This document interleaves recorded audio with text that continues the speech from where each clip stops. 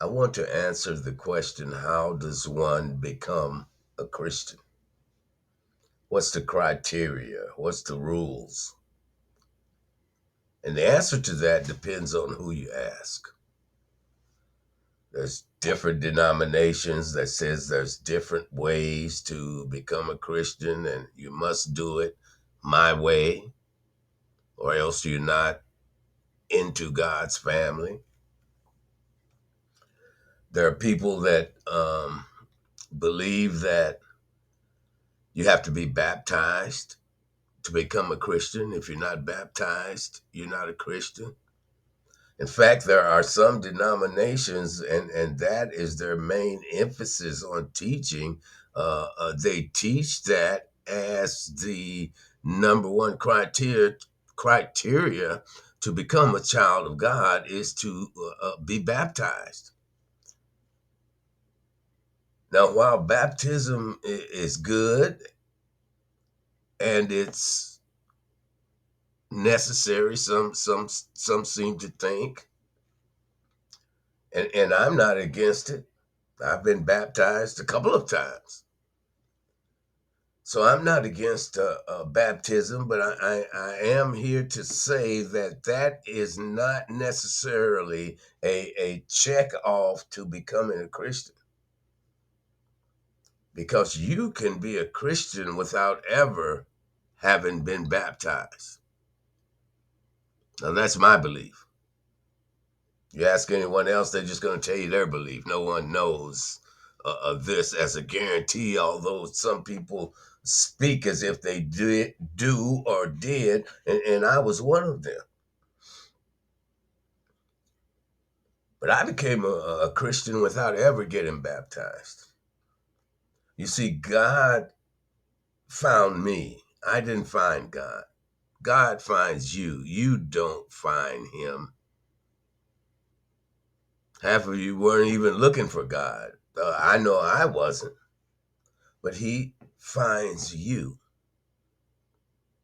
And he comes without a lot of these attachments and must do's and necessary things that must be done to receive him. He comes without any of that. He comes simple, and he comes to you directly. He came to me when I was 26 years old. I wasn't looking for him. I was reading books on how to succeed. See, I was young and I had a family then, and I wanted to make it in life. So I started reading these self help books, Think and Grow Rich, Dale Carnegie, you name it, I've read them. There was one book that I read called The Power of the Subconscious by Dr. Joseph Murphy that got me on the path to seeking God. You see, God uses what interests you to get to you sometimes. So I found that path to God, but I became a Christian. I believed in Christ. I started reading the Bible. No, don't get me wrong. I was not without a religious upbringing. I was brought up as a Pentecostal in the hills of West Virginia.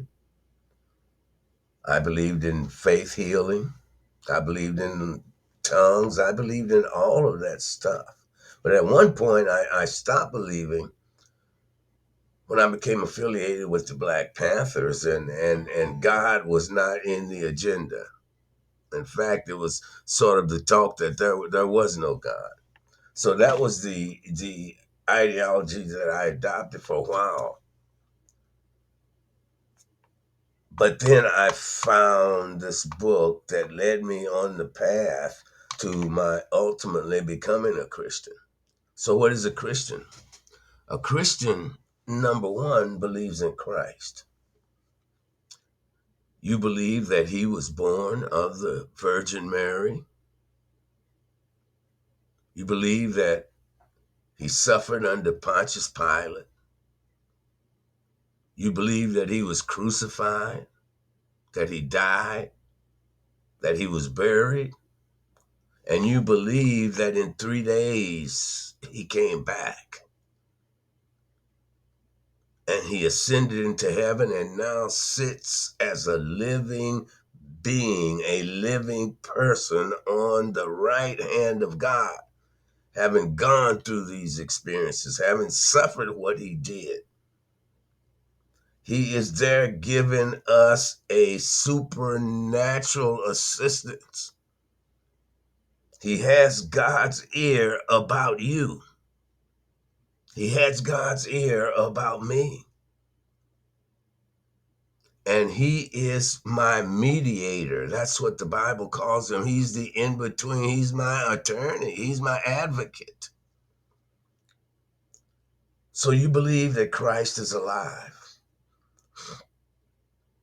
And you believe that he will be back because he said he would. You are taking him as at his word. That makes you a Christian. Do you believe that he was the Son of God? Not do you go down to the holiest of the most holiest Baptist church. Not because you laid out slain in the spirit for hours, or you can speak in tongues, or you get the goosebumps when certain music is played. Not because of that. You are a Christian because you believe this story that you read in the Bible, or this story that was told to you correctly. You believe that. That's what makes you a Christian. And no one can take that from you. Don't let any pastor tell you different, anyone else tell you differently. No one can take that from you. You are a Christian. You are in the family of God. You have access to God because Jesus did that for you and made that available for you. You have this access. You don't need to go through the right Reverend so-and-so to get there. You can go directly to the throne. So this is what a liberated Christian is. There's nothing that stands between me and God. There's no one. I can come directly and I come boldly to the throne of grace. And so can you. But you've got to become liberated. You've got to give up a lot of things. You've got to change. You've got to put on the love of Christ. And you've got to find out what that means. You see, one thing I like about the Bible is that it tells us what to do, but it doesn't exactly, and most often does not tell us how to do it. So we have to seek this out. We have to search this out. We search out these riches and this wisdom that is in this word, and we seek it out. That's what makes us liberated. I seek for myself. I don't want to go sit up in the sermon and get spoon fed by someone and not read the word for myself. A liberated Christian is on top of the word. That's what keeps you liberated. Otherwise, you're going to be bound and you're going to be in bondage and you're going to be suffering a lot of things unnecessarily. So a Christian is someone who simply believes in his heart. If you read the Bible, and it's so simple that even a child can understand it, you will understand that this is the only must that one must do to become a Christian, is believe in Christ. So you have to believe in Christ. That's what makes you a Christian. But what makes you liberated is a whole different thing, and that's a whole different power, and it's a whole different level that you will go to, and you will aspire to go to this. So as we go on these episodes, we're going to get into that liberality and that power that's available to you. that will strengthen your relationship and build up your faith in God and renew your walk and renew your mind and give you that change and help you to put down the alcohol, put down the drugs, put down the anger, release the unforgiveness. That's what being liberated is. Thank you.